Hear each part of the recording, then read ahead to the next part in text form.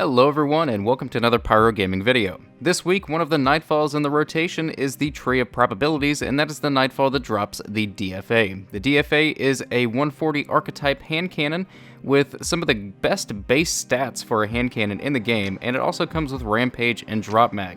This thing is a beast. So in this video, I'm going to be showing you guys how you can solo this Nightfall with relative ease. The first thing that you need to do is update your Nightfall challenge card to have Solar Singe, Heavyweight, and Momentum. Once you have that, you can go ahead and load in, and keeping speedrun in mind, you can go ahead and run around the outside edge of this first encounter. You can see here that there is a Cabal Harvester that will drop a couple of Legionaries and a Colossus. Taking out the Colossus first is ideal, and then carrying on with the Legionaries. Now, if you want to just bypass this whole section, you don't need to kill all these adds that you see me killing here. I'm simply farming for ammo because you want to make sure you have as much heavy ammo as possible. If you would like to skip this encounter though, then all you need to do is kill the Phalanx, the Legionaries that drop with the Colossus itself, and the turrets that are up there on the sides if they spawn. They don't always spawn. But once you've taken out those key enemies, the Infinite Forest will open up and you can move on to the next step. But while I am gathering ammo, let's go ahead and talk about loadouts. Sleeper Simulant, in my opinion, is the best weapon for this boss. He stands there. If you can land 6 precisions, or in some cases even 5 if your light level is high enough, or power level, you can kill him. You can kill him in one phase. You don't have to do a lot of extra work. It's fairly easy. As far as your energy weapon, you can see that I am running the Ikello shotgun. A solar shotgun is going to work really good here for a lot of this encounter that you will see later on in the video. For your primary or kinetic weapon, I would recommend a good scout rifle. I'm using a Year 1 Nameless Midnight in this video. The scout rifles are going to be good for taking out snipers that you'll see later on in the video. As far as your class and subclasses, I'm running a Titan with Sunbreaker and Code of the Fireforged. It is the top tree on Sunbreaker. For Warlocks, I would definitely run Well of Radiance and maybe a Lunafaction Rift as well for the reload. Also for the Titan, you definitely want to have that Rally Barricade to reload Sleeper really quickly. For the Hunters, I would go ahead and go with Blade Barrage because it does really good damage if you get into a tight spot. Maybe that boss is almost dead and you're out of heavy ammo. Blade Barrage could come in handy, plus it would be handy to have that dodge to reload Sleeper. Alright, so now that all that is set, remember that we have momentum on, so this part of the Infinite Forest you can just sprint through. Whenever you're unlocking the gates, make sure that you run in a circle to keep that momentum overshield up, and I'm going to go ahead and skip to the next encounter. When you reach the end of the Infinite Forest, you do have to kill some enemies to unlock the final gate.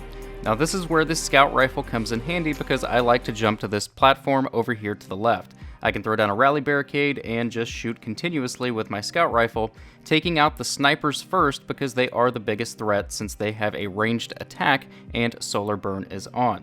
There are a total of 4 Scion snipers. You can see where their location is in this video. They typically go to this exact same spot every single time you do this. You can see I'm just sitting over here waiting for this last one to show up, and there he is down there on the corner. And of course, as soon as I start shooting at him, he teleports up to the top. But nonetheless, these guys might be glitchy sometimes. They may be in slightly different locations, but for the most part, where they are in this video is where they will be generally most of the time. Once the 4 snipers are down and they stop teleporting all over the damn place, then you can focus on the Legionaries and take your time. There's no rush here. Literally just keep killing Legionaries until it says access granted and you have a checkpoint pop up on the left hand side of your screen and the Infinite Forest opens up. Once you've killed enough Cabal to activate the exit to the Infinite Forest, you can go ahead and run straight through. Once you exit the Infinite Forest, you can make an immediate right, drop down, and go around all of the enemies. Make the jump across and summon your Sparrow without having to kill a single enemy in this encounter. Now, for Titans, you can pretty much just jump straight across. For Hunters, you want to time it really, really well, otherwise you're not going to make it, and for Warlocks, you should be okay. All 3 classes can 100% make this jump. I've done it on all 3 classes. With Hunters, though, you just need to be a little bit more careful and time it just right. But, like I said, you can just jump straight across. Once you land on the other side, it triggers the dialogue from your ghost about the Sparrow. You go ahead and summon your Sparrow, drive straight through to the next encounter, and that's where I'll meet you in a second.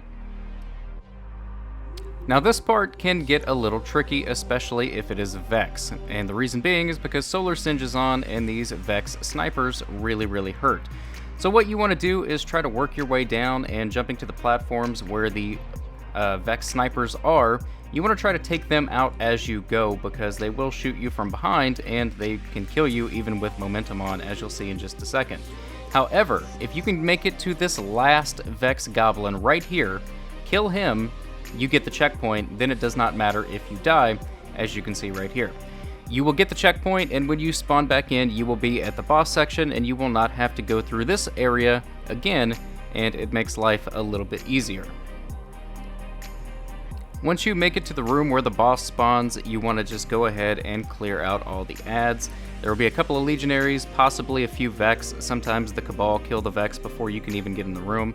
The main thing that you want to remember here when you're clearing out these ads is that momentum is on, and you want to make sure that you have full health once that boss spawns. So what I like to do is I like to take them all out, leave one enemy, run around a little bit, grab my ammo, and reload everything, and then I will go ahead and go kill that last enemy to trigger the boss to spawn. I like to go to this back right corner right here. I put down my Rally Barricade or my Lunafaction Rift to reload, get my Sleeper out, I'm ready to go. With Solar Singe and Heavyweight, it honestly does not take a whole lot from Sleeper to one-phase this boss, meaning to kill him in this room. Now, if you do kill him in this room, then there's a few differences that you need to know about this strike. You need to focus on the Minotaurs, and once the Minotaurs are down, you can progress to the next section. So I'll take out the Minotaur here, go to the next room, take out the Minotaur, go to the final room where the boss would normally be in his final stand area, and the strike will just auto-complete. However, if you don't one-phase him in that room, then in this room you need to make sure that you have your Sleeper ready to go, ready to shoot again, and you need to go ahead and try to finish him here. If you can't finish him here, by the time you get to that final room, you should have just a tiny bit of health left on that boss. So again, just make sure Sleeper is reloaded so that as soon as that boss shows up and you get in that room, you go ahead and take him out. And as I said, if you were able to kill the boss in the first or second room, then once you make it to this final room, the strike will just auto-complete. The DFA has a chance of dropping from the chest. Once you open it, it will spawn right here in the same location as soon as you walk in the room, and that is the end of the strike. Hopefully this video helps you out, guys. Go out there and get that DFA. It's a great hand cannon in both PvE and PvP. That's going to bring this video to an end, though. If you enjoyed it, click like. If you're new to the channel, click subscribe. And if you're already subscribed, I fucking love you. Thank you guys so much for watching, and take care.